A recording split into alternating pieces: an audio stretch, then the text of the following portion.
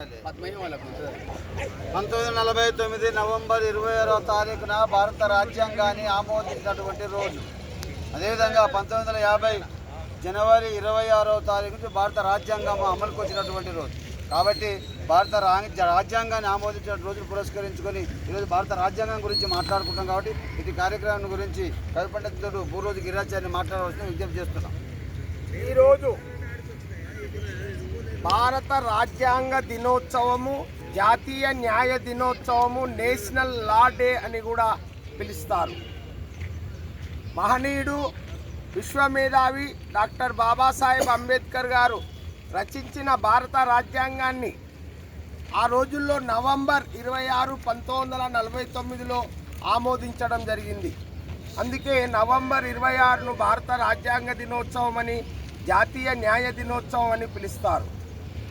సుమారు 200 సంవత్సరాలు ఆంగ్లేయులు మన దేశాన్ని పాలించిన క్రమంలో స్వాతంత్ర తదనంతరం అప్పుడున్న బారిస్టర్ చదివిన 30 డిగ్రీలతో విశ్వమేధావిగా వెలుగొందుతున్న అంబేద్కర్ గారికి అప్పటి ప్రధాని నెహ్రూ గారు భారత రాజ్యాంగ రచనా బాధ్యత అప్పజెప్పడం జరిగింది. రాజ్యాంగ కమిటీ అధ్యక్షుడిగా అప్పటి రాష్ట్రపతి డాక్టర్ బాబు రాజేంద్ర ప్రసాద్ గారు ఉన్నారు.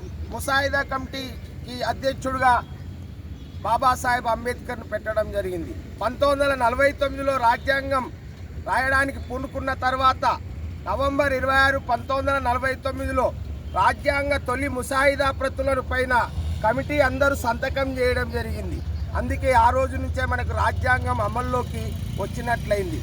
రాజేంద్ర ప్రసాద్ గారికి ఆ కమిటీ ప్రతులను రాజ్యాంగాన్ని అందజేయడం జరిగింది. ఆ విధంగా రాజ్యాంగం ఆమోదించిన తర్వాత 1950 జనవరి 26 నుంచి మనం అంతవరకు భారతదేశాన్ని గణతంత్ర రాజ్యంగా లేదు, రాజ్యాంగం ఆమోదించుకొని సర్వసత్తాక సార్వభౌమ గణతంత్ర రాజ్యంగా భారతదేశము ఏర్పడింది.